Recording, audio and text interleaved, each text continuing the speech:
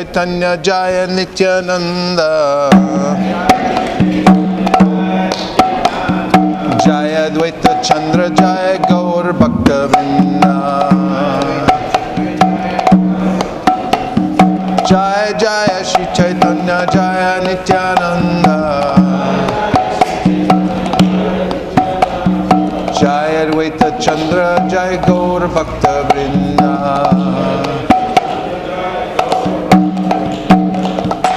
How to sell a Bhagavad Gita on its own merits. Next. There is sufficient merit in our books that if you simply describe them sincerely to anyone, they will buy. We're interested in not just distributing books for the sake of distributing books, but also for our own purification. And when we go out to distribute books, then we think of Krishna. And when we go out to distribute books on their own merits, then we must also stand up and preach and present exactly what we've realized so that people will be inspired to take. And if we distribute something else, if we sell something else, then we'll think about how to sell that other thing. So especially for our own purification, distributing books on their own merits by preaching straightforwardly about the Bhagavad Gita is very important, and people are very much attracted to hearing the straight philosophy. Next. Now, I'm going to give a brief summary of how we present the book, and then we're going to stand up and do it, and also to take home, there's this handy little booklet that we'll be distributing. And it's called How to Sell a Bhagavad Gita on Its Own Merits. And I first want to read the acknowledgement. Much of the material in this presentation I learned from His Grace Vijay Prabhu, who is a great inspiration to me, and who is perhaps the most successful distributor of Bhagavad Gita as it is the world has ever known. He only distributes Bhagavad Gitas, and I learned a lot from watching him in his particular presentation and adopted a lot of his practices. So one thing to know is when you have a Bhagavad Gita in your hand, that the Bhagavad Gita has everything you need to present in itself so that people will become interested and want to take a Bhagavad Gita. So the first thing that we show people when we hand them the Bhagavad Gita is the picture of the changing bodies. And the changing bodies is one of the most provocative pictures that we have. In fact, when you go to see the Rath Yatra festival, you might notice that the most popular booth is the changing bodies booth. That people walk up and they stand and they stare and they bring their family over. When I was at the Rath Yatra in Montreal a couple of years ago, I was working a book table right next to the changing bodies booth. And I saw a couple walk up across the meadow, and they walked up to the booth, and they hadn't intended to come to Rath Yatra. They just happened to be cutting across the parkway, and they came right to the changing bodies to see what it was. And I could see their faces from my angle of vision. And they were staring, staring, staring, and then the man got this horrified look on his face, and he said, "Let's get out of here." And he grabbed his wife or girlfriend, and they took off. And I thought, now that's a powerful presentation. It has its effect, because most people don't think about their life as a continuum. So when you show this picture, the changing bodies picture, it's a very powerful image in and of itself.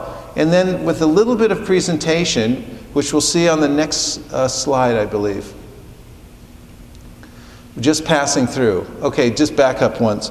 Now, what we say here, we point to the baby's body, and then with a sweeping motion, we point all the way through the continuum of bodies, and we say, see, we start here, and we end up here. Pointing to the dead body.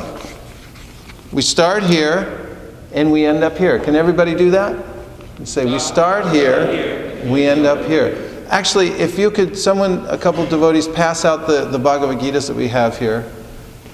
so that you have one in your hand. You can be looking at this and just feel what it's like. See? In order to distribute books, you got to get books. It's one of the laws. Wow, look at all those Gitas going out. Pretty good. So this is the first one that we're just passing through. So see, we start here and we end up here, and we're all just passing through. You'll find this on plate 5 of the first set of pictures.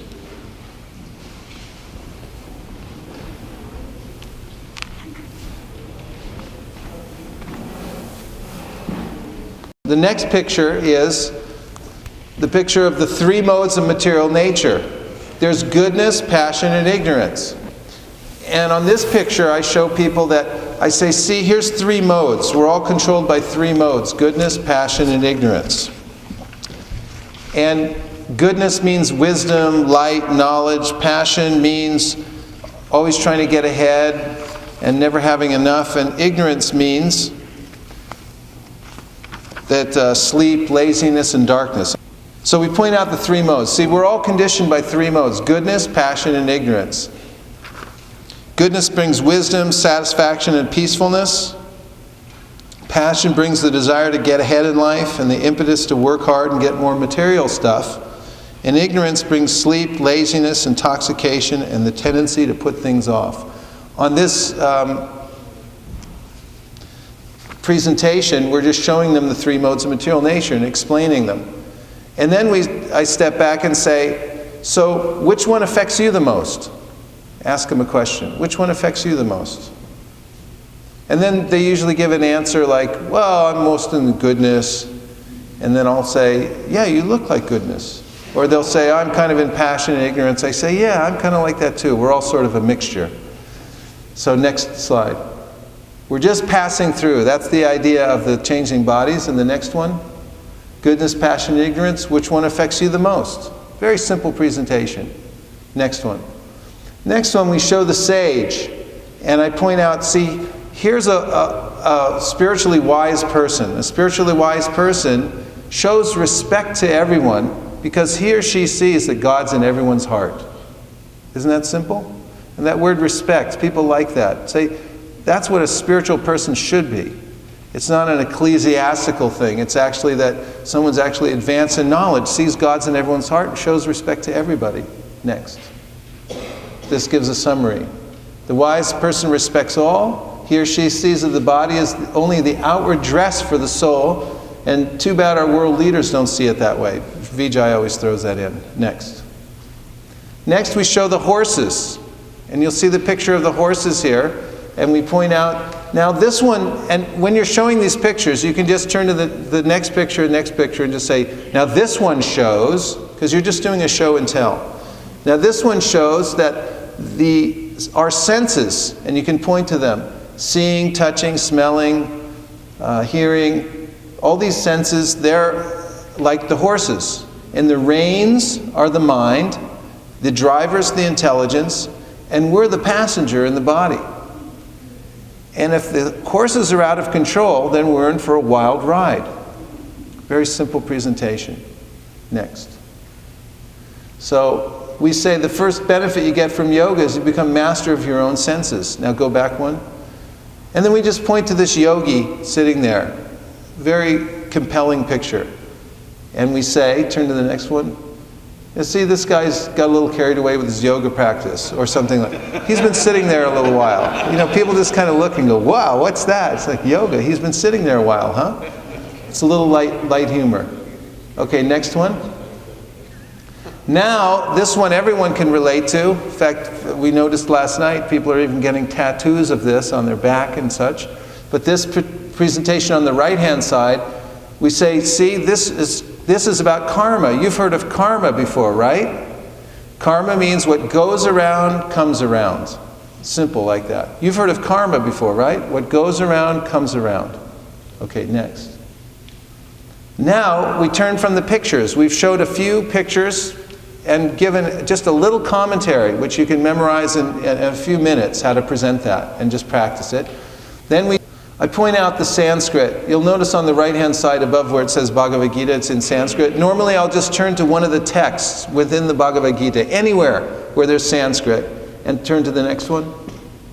And point out this book comes from the ancient Sanskrit language. It's a very difficult language to master, but the author of this book has unlocked all of its ancient secrets, and it's in this book. Simple presentation like that. See, this is Sanskrit. It's a very ancient and complex language, but the author has unlocked all of these secrets. Yes? So one of the things that I added is what you were saying also too. And we even teach you how to spell it and pronounce it. I show them the back. And Leela also shows in the back of the book that there's a place where you can learn how to pronounce it and spell it. And they like that too. Nice. Nice addition. Next one. Then we turn to the back of the book after showing the Sanskrit. And on the very back you'll see it's mentioned Thoreau, Emerson, Gandhi. So we say this book has been read by great thinkers throughout history. Thoreau, Emerson, Gandhi. And now, of course, you're just dropping names, but Thoreau, Emerson, Gandhi, and then you can also mention Einstein, Dr. Martin Luther King Jr., if you like. And just say a few names. See, all the great thinkers throughout time have studied this book, and just show them on the back that here they are, and here's the people who have read it. And go ahead, one. In the front of the book, actually at this point, we turn to the university endorsements. And particularly in the front, I point out, you'll see it says on the first page at the very bottom, University of Southern California. And in the next one, there's Georgetown University. You see in your book, everyone got that? The endorsements? Raise your hand if you didn't find it. You didn't find it? Look in the very front. Endorsements. A critic's praise Bhagavad Gita. Very first page, look at the very bottom, there's University of Southern California. And then turn the next page at the very bottom, it says Georgetown University. There. Georgetown, University of Southern California. So this is the point we bring in and say, see, these are used in major universities, like Georgetown University, University of Southern California. We bring those up because they're very recognizable names. Now we turn to the printing. And you'll notice there's a page in here that tells how many books have been printed. It's just before it says Srila Baladev Vidyabhusan. See, it says previous printings and current printing. If you don't have that, raise your hand. Okay, so we just point out that, see, our first printing, we printed almost 1 million copies, and just a couple of years ago we printed another 80,000 copies to give to the nicest people that we meet. And then this is the last part of the presentation where we say that we're doing this as a benefit to spread love for God, and we just ask for a donation. Now, I've given more complex or a more detailed explanation of the donations, but asking for the donation at the end means simply you've come to the end of the presentation and then you just tell them what we're doing. We're doing this as a benefit to spread love for God. It's a very simple way to put it. And we just ask everyone for a donation. Many people will say, well, how much should I give? And we say that after printing and shipping and handling and everything, these books cost us about $8. So most people give between 10 and 20. It's clear and straightforward. So this is the gist of the presentation. But we can go through it a little bit more in detail in this booklet. And if we can pass this out also. How to sell a Gita on its own merit. Are there any questions so far? We're going to be a little short on the number of these. Okay, we'll print some more. but you can double up with a partner to look at this.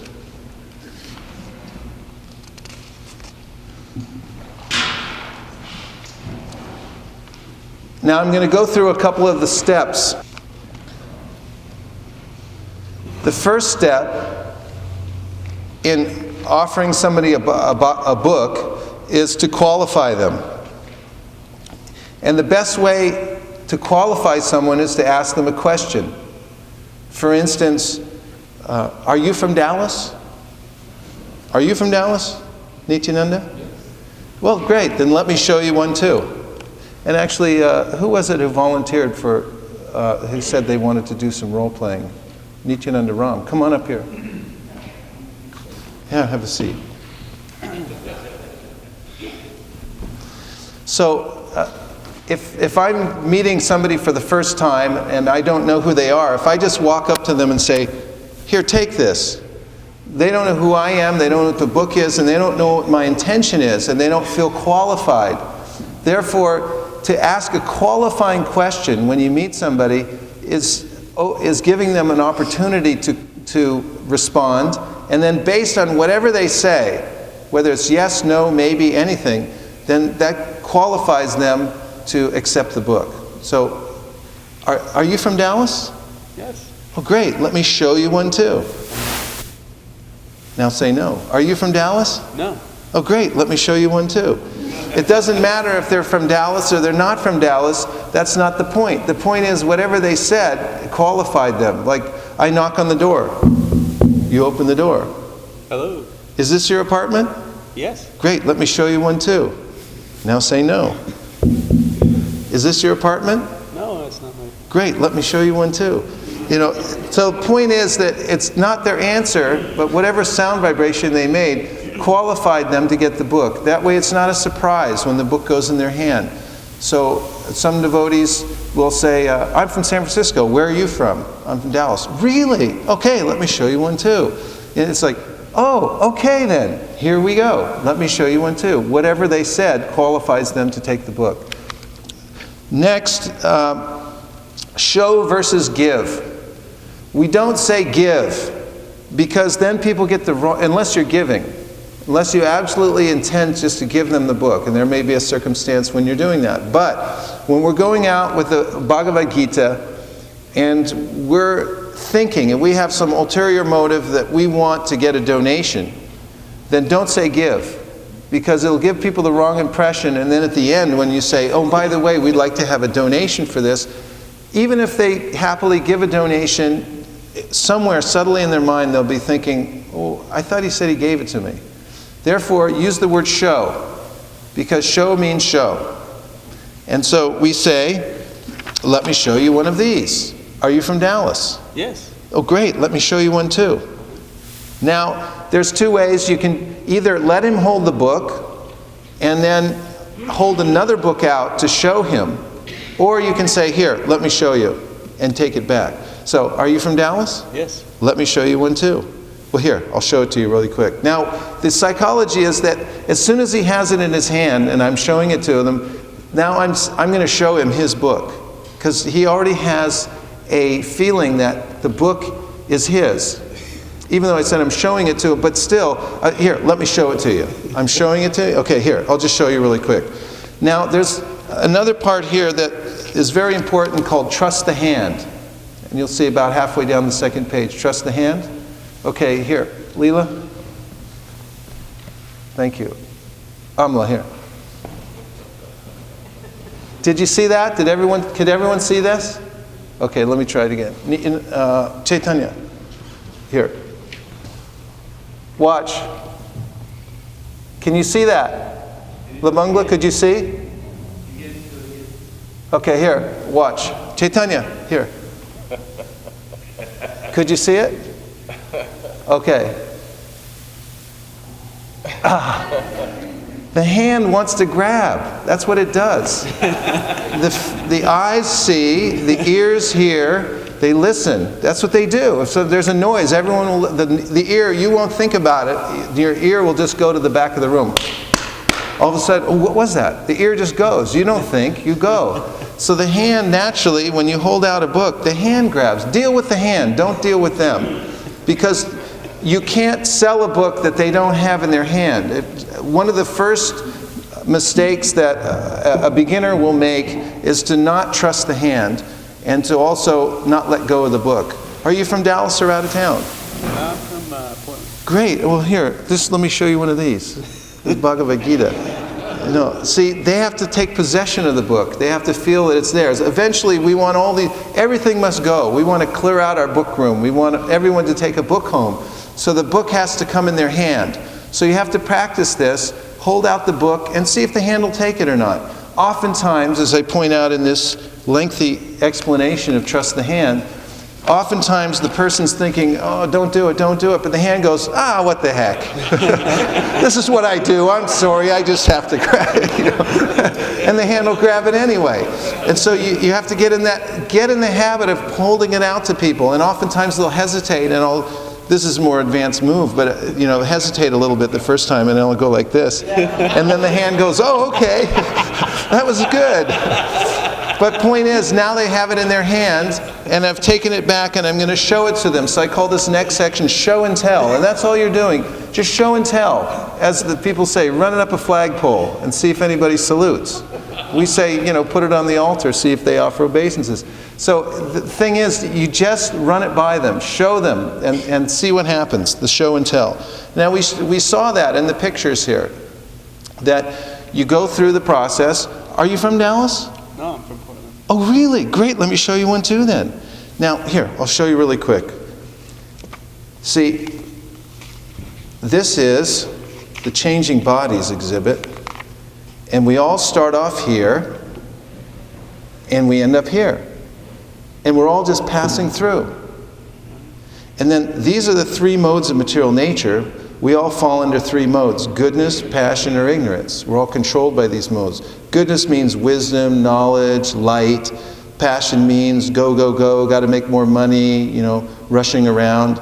And ignorance means like sleep and intoxication. Which one do you think you come under the most? Probably ignorance. Ignorance, yeah, I know, me too. Now this one shows the spiritually advanced person. Now, he or she sees everyone equally and treats everyone with respect, because he or she sees that the body's like the vehicle, and that God's in everyone's heart, actually. And then this one is the horses. The horses are like the senses. You see, seeing, touching, smelling. The reins are the mind. The driver's the intelligence, and we're just the passenger. You see that? So if the horses are out of control, we're in for a wild ride. And here's a yogi. You've heard of yoga before, right? Yeah. But he's been sitting there a little too long, right? And then this one's about karma. You know karma? Yeah. You know what goes around comes back around? So these come from the ancient Sanskrit language. It's a very complex language, but the authors unlocked all of its special secrets right here in the translations and the purports. Now, many great thinkers throughout time have studied this. Thoreau, Emerson, Gandhi, Dr. Martin Luther King Jr., even Einstein studied Bhagavad Gita. And now it's used in major universities all over the world. Like you've probably heard of University of Southern California and Georgetown University. And so we've printed, here's the printings. We printed about 1 million copies the first time, and just recently, in 2004, we printed another 80,000 copies to make them available to the nicest people we meet. Now, we don't sell it. It's a benefit we do to help spread love for God all over the world, because it's the only thing lacking nowadays. We have fast internet, we have nice freeways, big buildings, but nobody's really happy. So we do this as a benefit to spread spiritual knowledge. So we just ask for a donation to cover the printing costs. How much people usually? Well, they cost us, after shipping, handling, and all the printing and everything, about $8. So most people give between 10 and 20. Okay? Thank you very much. Well, that was easy. Now, this is the basic presentation. Now, you'll notice by the time you go through and you show people the different aspects of the Bhagavad Gita and the pictures and so forth, most people start to really value it. And when you bring up $10 or $20, you know, they're willing to pay $10 or $20 for a Bhagavad Gita. And if they're not, and if, you know, they're not interested and so forth, there are, of course, as many variations on this as you can imagine, as there are types of people. So I'm giving you the generic version. And anything that can happen will happen when you're presenting. Sometimes, you know, you'll show it to somebody and immediately they'll want to buy the Bhagavad Gita, so you just let them. And sometimes you'll go into a little bit more explanation. But this is the very basis of the presentation. Yes, Leela? Quick question for myself and also others. When someone actually, what is your projection on if someone, say, gives you a 20? Sometimes do you give them another book, or do you sometimes just say, okay, that, you know, that's what they're giving and let it be? Or what is your... His question was, what happens if someone gives a donation like a 20? Do I give them another book, or, you know, what's the situation? And it really kind of depends on the person. Normally, my tendency is to give people more books. If they give more Lakshmi, then we give them, you know, more books to take home. And sometimes I just leave it at that, because it's kind of nice somebody giving a nice, neat $20 donation or more for a Bhagavad Gita and taking it home. It's everything they need is here. But oftentimes I'll put on top of it like a higher taste cookbook or something like that. And I'll say, and also here's something on vegetarian cooking and that type of thing. And then, as we'll explain too, to finish the conversation, we make these mantra bookmarks, and we'll ask them, do you believe in the power of prayer? Yeah. Oh, great. Then let me teach you this ancient Sanskrit prayer, and we'll hand them the card and say, here, I'll teach you the ancient Sanskrit prayer to God, and I think you'll really like it. Just repeat after me once. Hare Krishna, Krishna, Hare Hare Krishna, Krishna, Krishna Krishna, Krishna, Krishna, Hare Hare Hare, Hare Hare Hare Rama, Rama, Hare Hare Rama, Rama, Rama, Rama, Rama, Rama, Hare Hare Hare. Hare. Oh, you're a natural. And people are so pleased with themselves when they say the mantra, and we're pleased with them too, and it's a very pleasing situation to take the time. Yes?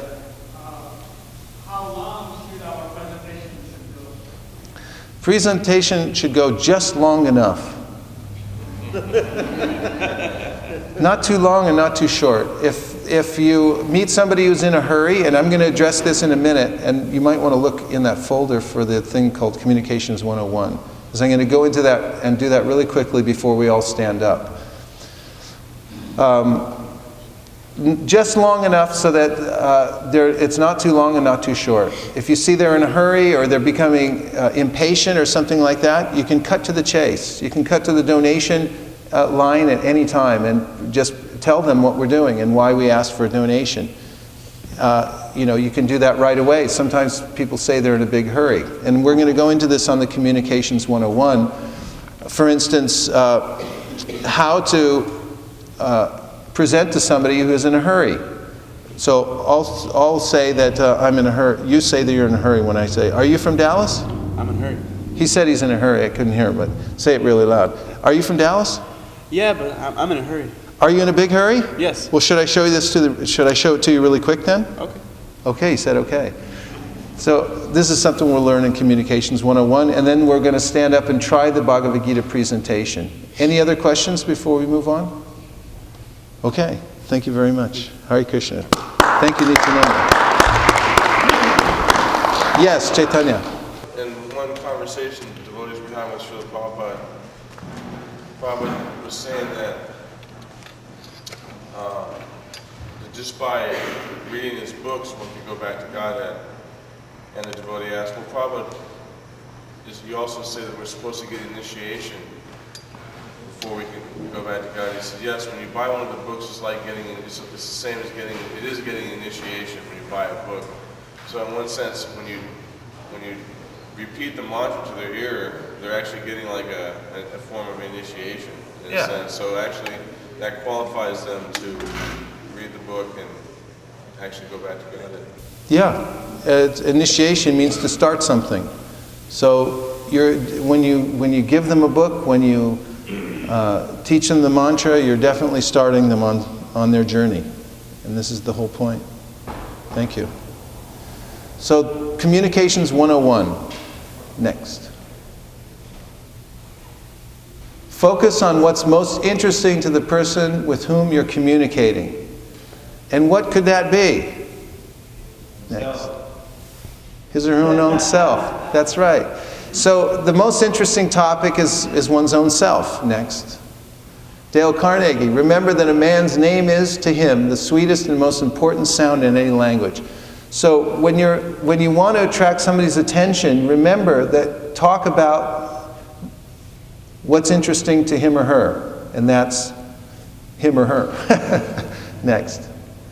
Shukadeva Goswami, therefore it is his own self that is the most dear to every embodied living being, and it is simply for the satisfaction of this self that the whole material creation of moving and non-moving entities exists.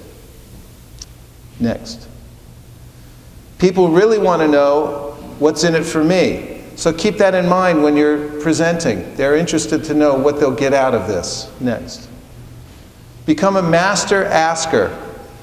Next. So a question serves many purposes. That's why you should become a master asker.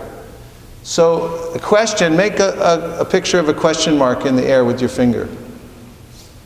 And if you were to make that out of wood or something like that, what would it be?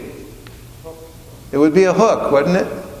So a question mark, remember, a question is a hook. So as an example here, as we just did in this demonstration, the recipient says, I'm in a hurry. And if you say, no, just stop for a minute, you're forcing them. And they'll say, no, I told you I'm in a hurry. However, if you use your hook, take out your hook, and they say, I'm in a hurry, and you ask a question, and you say, are you in a big hurry? They say, yes, I'm in a big hurry. Then you say, shall I show it to you really quickly then? Now, if they say yes, they'll buy a book. Practically every single time, if they say yes, they'll buy a book. Because if they intuitively, they know what they're giving into now, that you've asked the question. Shall I show it to you really quickly? If they agree, they're saying, okay, I give in. That my thing of being really in a big hurry, it's not that important, I'm going to stop and look at it. So use a question as a hook to get a response, and it will slow people down. Okay, next. What do you say? Oh, then that's good for you also. Shall I show it to you really quickly? And they say no. They say, great, have a nice day. I'll see you next time. Thank you for bringing that up. Then you know they really are in a big hurry, and it wasn't just to get rid of you. Okay, next. A question deflects insincere questions. You'll meet a lot of wiseacres out there when you're in public who want to ask you, crazy questions or insulting questions. We know this. Sri Rag used to be our bodyguard. We'd fly him in at different airports, believe it or not, to protect us when we were walking back and forth from the terminals, because there are so many wiseacres out there. So the wise guy says, why don't you get a job? Of course, I don't hear that much anymore. But why do you get a job? And the answer is, why do you ask? You don't have to come to their level and answer their question because it's demeaning, it's insulting. Just answer their question with a question. And remember, there's two guys walking down the street, friend A and friend B. And so friend A, all day long, he's asking his friend these questions about the city and everything. And friend B, he keeps answering the question with a question. And after a while, the friend A, he becomes a little frustrated, and he says, every time I've asked you a question today, you answer me with a question. Why do you keep doing that? And friend B says, why do you ask? So keep that in mind, because it's a very useful tool to deflect things, and even if you just want to think about something. Next. A question clarifies. How do you mean that? You can ask, how do you mean that? Recipient, is this Hinduism? Well, what do you mean by Hinduism? See, this is a preaching technique, because people want to bring the conversation to their terms. Is this Hindu? Is this one of those cult things? What's a cult? What do you mean by cult? What do you mean by Hinduism? Ask them a question back, and then it's like, well, I don't know what it means. Well, or you tell me what you think it means, and I'll tell you if we are one. Or you tell me what you think of Hinduism, and I'll tell you if I am one. And, well, I don't really know what a Hindu is. Great, then let me just show you this book. See, we all start off here, and we end up here. We're all just passing through. You see, so the question, you have to become a master asker, because the questions are the answer. Next one. A question holds their interest. You, what kind of work do you do? Them, I'm a gardener. You, are you a good one? So it keeps the conversation focused on them. We want to know how to talk about them. The question is, or the answer is to ask them questions about what they do. So I'll ask a lot of questions to people as I'm presenting the book. What kind of work do you do? Oh, really? I'm an engineer. What kind of engineer? And really, do you like it? There are a lot of questions you can ask people, and people love to talk about themselves and what they do. So it's very important to hold their interest, to talk about them. And how do you talk about them? By asking them a question about what they do, what they think, and these types of things. Next. Offer sincere compliments, because flattery will get you everywhere. It really, really will. And actually, Prabodhananda Saraswati Thakur gave the prescription for how to preach. He said that you flatter and flatter and flatter, and you fall down at the person's feet and you say you're the most educated, the most advanced person I've ever met. And then when they say, yes, and now you've understood, you're very intelligent, because you've understood who I really am, then you can preach to the person. So this flattery is very powerful. And so you can use it in the form of a question as well. Oftentimes people will say, why don't you give this to someone else? And I say, I would, but I'm supposed to give them to the most intelligent people I meet. But I used to think that flattery, of course, was there was a limit, and that I shouldn't go over a certain line using flattery. But I found over the years that there is no limit. That people can absorb as much as you can, as much as you care to dish out, people will absorb. And even if they know that you're being obsequious, and they'll sort of laugh and go like, I know what you're doing, here's a donation. But it works. Because people live for that. They dress in the morning thinking, what are people going to think? In fact, we have some of these little tags we're going to pass out. And as many of these tags we have here, if you could pass them out at random. There's not enough to go around, but that's by design, because not everyone needs to have one. We're going to switch off. But it says on this tag, make me feel important.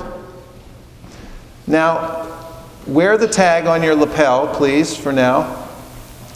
And I want you to imagine from now on, whenever you meet somebody, that they're wearing this tag. And when you want to know what to say to somebody or how to treat somebody, just read the sign that they're wearing on their lapel. That says, make me feel important, because that's what how people want to be treated. Okay? So everyone have a tag now that needs one? Okay, so turn to the person, everyone around the person with a tag, turn to him really quick and just make him feel important.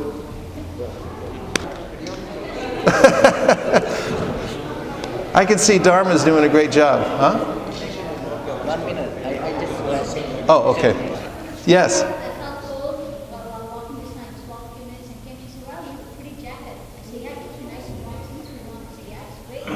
Perfect. Oh, this is excellent. She was wearing, what a pretty jacket. And, you know, that. And what else? Anybody, any other specifics? You look good today. You look good today. Pretty jacket, you look good today. It makes you feel important, doesn't it? So this is how you keep someone's attention. You see this badge that they're wearing, make me feel important, when you meet them. And this is the key to communication. You notice something about them. Nice hat, nice hairdo, nice jacket, shoes, anything. Of course, Bhagavad Prabhu always points out that you can notice clothing items, but when you notice how nice their hair is, because it's actually connected to the body, then they really like you for it. But anything you can imagine to point out, use your imagination to make somebody feel important. That this is the key to actually communicating well with somebody and having them warm up to you. So the Communications 101 is simple but profound. And maybe it goes to the first slide. I'm sorry. Sorry about that. Just to review. What's stuck in your mind? Anything? Yes? Flattery will get you everywhere. Anybody else? Anything stuck in your mind? Yes, Nityananda. There's no limit to the flattery. Prabhuji. Continuous asking, yes. Become a master asker. Madhavendra? The question is a hook, yes. Amla, you were going to say? Oh. Anyone else? Yes. Trust the hand. Yes. Very good. Get in the habit of putting the book in their hand, okay? And what's the next? Yeah, just brush through it really quick. One last look. Focus on what's most important. The person. Next. Next. What's in it for me? Become a master asker. Question is a hook. Questions deflect insincere questions. Why do you ask? Question clarifies. What do you mean by that? Next one. Question holds their interest. Offer sincere compliments. Flattery will get you everywhere. Next. That's it. Very simple. And go, go, go. And go, go, go. Okay, now, if we can move these chairs out of the way, I know we can, and then what we're going to do is we're going to line up and partner off, and we're going to go through this exercise of presenting a Bhagavad Gita to a partner. Okay, so everyone on this side, start with the book in your hand. And everyone on this side. Stage one is to stop someone and put the book in their hand, or get their attention, qualify them, put the book in their hand. Stage two, show and tell. Stage three, ask for a donation. Got that? Hey, you from Dallas? No. Great, you get one too. Show. Bhagavad Gita. We're showing everybody these books. Yeah. Sorry. And I'd like to show you the changing bodies picture. This is where you start off, and you end up here. We're just passing through. We changed bodies. Yeah. And this is a picture describing the three modes of material nature. Everyone is dominated by three modes of nature. There's a mode of goodness, which is like knowledge, wisdom, light. And this mode of passion is basically you got to get things done, no matter what. Go, go, go. Sounds like me. Mode of ignorance is just sleep, laziness, intoxication. And so we're all dominated by a mixture of these three modes. Which one do you think you're most dominated by? I was thinking passionate actually, but when you said laziness, it kind of felt like me. All right. Wonderful. And this next picture is showing how a spiritually minded person, he respects everyone. He respects all living entities because he sees God. God's in everyone's heart. And here we have, this picture is showing, basically it's an analogy showing the situation of the soul within the body. We're actually like on a chariot. It's compared to like a chariot where your senses are your horses. Your senses are guiding you, taking you places like your horses. Your mind is your rein. Your mind is controlling the senses. Your intelligence is the driver. And so if we don't have a strong driver, we're in for a heavy ride. The horses are just going anywhere. So one of the benefits of yoga is that it teaches us how to get spiritual strength. It gives us intelligence that we actually can do what we want to do instead of being controlled by our senses. This is a yogi. Looks like he's been sitting there for too long to practice too. And this is karma. You've heard of karma before? No. No? Karma is what goes around, comes around. See, this book has been written in the Sanskrit language. It's a very ancient language.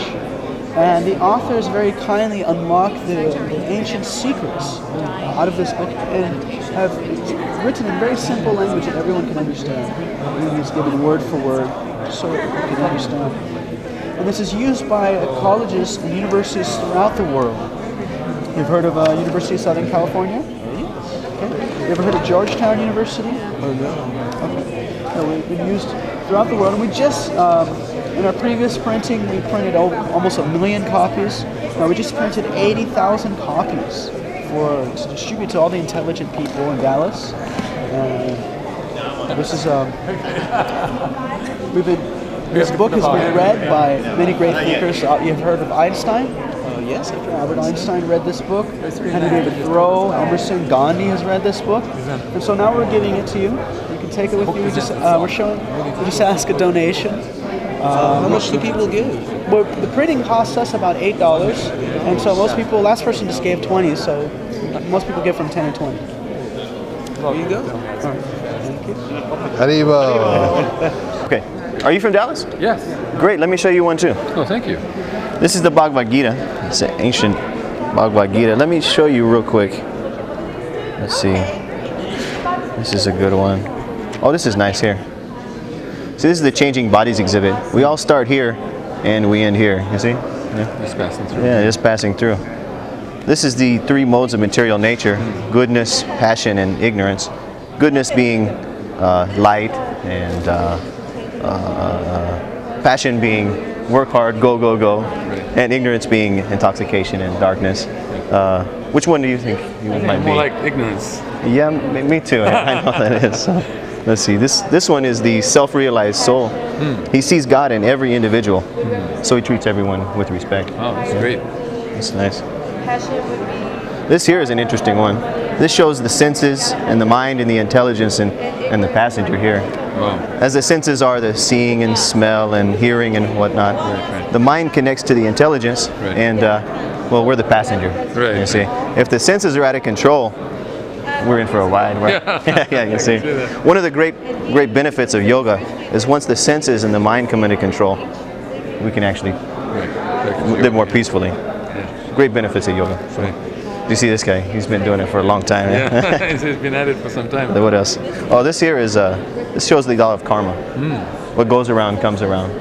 For every action, there's a reaction. You see. So the ancient Sanskrit language, as you see here, it's the oldest language in the world. The author here, he's taken the Sanskrit language and broken it down for us and explained it very nicely. So much so that the greatest thinkers of the world, Gandhi and Ralph Waldo Emerson, Henry David Thoreau, they've all read this. Wow. It's very nice. It's studied in the greatest, the nicest universities.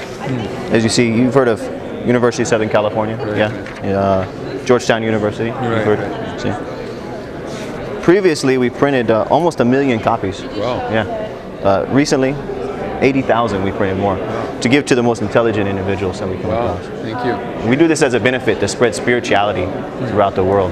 All we ask is a small donation to help with the printing costs. How much does it cost? After printing and shipping and handling, it's about $8 for the book. So most people give between 10 and 20. You do the best you can.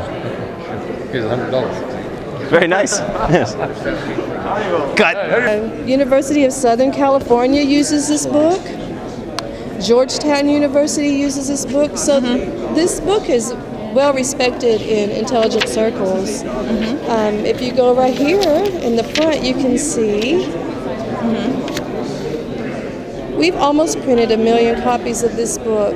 And just in 2004, we have printed 80,000 more to give to intelligent people like yourself. And then there's all these other languages that it's printed in too. Wow, that's really fun. There's a lot in this book, isn't there? This is a lot. This is Srila Prabhupada. He is the author of this book, and he unlocked all this knowledge for us. When it's all said and done, the book costs us $8 after printing, shipping, handling, all that. And we're just asking for a donation to cover the cost of printing, and most people give a little bit more to help us out. Oh, that's great. Okay. Thank you very much. You're welcome. Okay. Excuse me, sir. Yeah. Nice to meet you. Are you from Dallas? Yeah. Oh, great. Well, here, check this out. We'll show you one too. It's spiritual knowledge from India. You ever read much on Eastern thought before? No. Great. Well, here, let me show you. This is where the philosophy begins. It's changing bodies. I'll show you here. We're changing bodies. We start here and we end here. Pretty simple. Yeah. Reincarnation. You've heard of that before, right? Cool. Well, this talks about material nature. There's 3 modes of material nature: goodness, passion, and ignorance. Goodness is qualified by like enlightenment, and knowledge, peace, and happiness, things like that. Passion is like trying to enjoy material facilities more and more and more, but never becoming satisfied. In general mood of our country. And then mode of ignorance is when people are very tired, sleepy, depressed even. It's mode of ignorance. Right. Which mode of nature do you qualify? I'm sleepy. You're sleepy? Yeah. Yeah, me too. Okay. So, moving on, here we have, this is the advanced soul, advanced spiritual, self-realized soul. And he sees that within every body there's a spirit soul living there. Also, the Supreme Soul is there, God is there. So thus he respects all living entities equally and loves everyone equally. Right. So he sees God in everyone. Yeah, he sees God in all living beings, and thus he loves everyone. It would be nice if all of our leaders could see things like that, huh? Right. Be less fighting. Okay, and then this is about karma. You've heard of karma, right? Yeah. What goes around comes around. Pretty simple. And the Sanskrit. This book was originally written in Sanskrit. You can see it here. Transliteration and word for word. It teaches you how to read Sanskrit in the back of the book if you want to learn how to read Sanskrit. And I could show you, but for time's sake, we'll skip ahead. Right then. And, yeah. Oh, yeah, our spiritual master, he's the one that unlocked all the secrets of Sanskrit. Throne Emerson used to read this book, and Gandhi. You've heard of Gandhi, right? Yeah. Yeah. Thin guy. Great guy. Great guy. Gandhi. My good friend Gandhi. Different professors have read it. Georgetown University. This Dr. S. Shukla. And you may have heard of the University of Southern California. Yeah, football. Football. That's yeah, right. For sure. And we now the next thing is that he goes to is printing. Previously we printed almost 1 million copies. And recently we printed 80,000 copies so we can distribute them to all the nice people like you. Wow. So we print all these books ourselves. We're doing this as a benefit. We're trying to spread love of God throughout the world so people like the sage in the book can become more peaceful and happy. Right. The cool thing is we don't sell them. We print them ourselves. We get donations. So after printing them and the distribution of shipping them and everything, it costs about $8. So most people give like $10 or $20. Anyhow, Vaishasheka, he deserves all the praise. Vaishasheka Das Prabhu, all glories. He's a very empowered spirit. His presentation is amazing.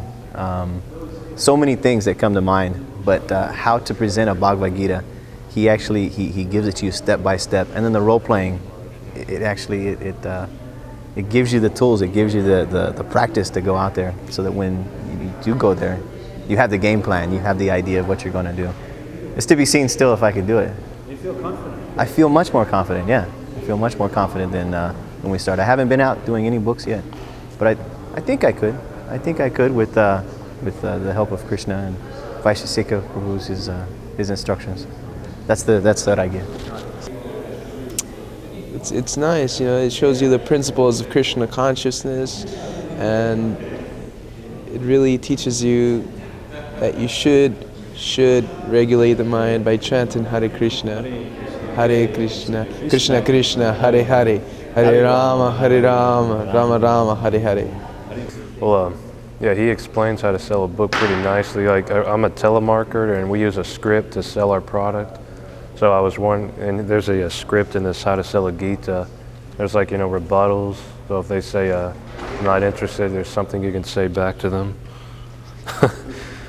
And it's basically, to be a telemarketer or a book distributor, you just got to be confident, I guess, and you have to have an authoritative voice. At least that's what I was taught in my telemarketing class. You have to be in control of the conversation, or they'll be controlling you. So you feel confident now you could go out on the street? I hope so. I could try. Krishna's incarnation, this world, is through his books. And through the books is the only way we could spread Krishna consciousness. Haribol. Hare Krishna, my name is Chaitanya Chandradas from Dallas, Texas. To me, Vaishasheka's coming was like and this whole presentation has been a revitalization of solid purpose of the mission of Prabhupada to distribute his books and spread Krishna consciousness, which we've been missing here for some period, it seems, on a certain level at least.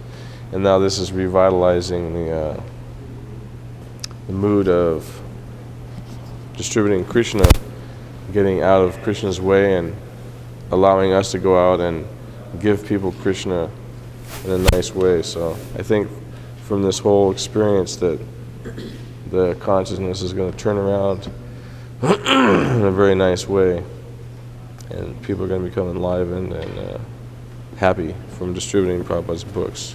Prabhupada, Prabhupada, Jaya Jaya Prabhupada, Prabhupada, Prabhupada, Prabhupada. Hare Krishna, Krishna Krishna, Hare Hare, Hare Rama, Rama Rama, Hare Hare, Hare Krishna, Krishna Krishna, Hare Hare, Hare Rama, Rama Rama, Hare Hare. Go Premanandi, Hari Hari Bo. So congratulations everyone for graduating from the How to Sell a Bhagavad Gita on its own merits. Did everyone have a good time? Okay, this is a guaranteed program, so remember, double your money back if you're not able to sell a Bhagavad Gita. This requires practice. These are just some general ideas, but these practices that we've taught you today have been passed down from one book distributor to another. They're definitely potent and effective, so if you'll just practice them, and you do it in your own words, in your own time, with your own style, you'll be very, very successful, and you will sell Bhagavad Gitas. We will see how the weather's going after the feast this afternoon to see if we'll be able to mobilize today, and if not, then we'll plan on mobilizing tomorrow and getting out. And we will also have a presentation tomorrow morning to wrap up the seminar. And that's at tomorrow morning? 10 o'clock tomorrow morning. The 7 secrets of highly successful book distributors, that sort of ties everything together. Okay? Go Premanandi, Hari Hari Bo. Transcendental Book Distribution Ki Jai. Srila Bhaktisiddhanta Saraswati Thakur Ki Jai. Srila Prabhupada Ki Jai. Go Premanandi, Hari Hari Bo. Thank you very much. Hare Krishna.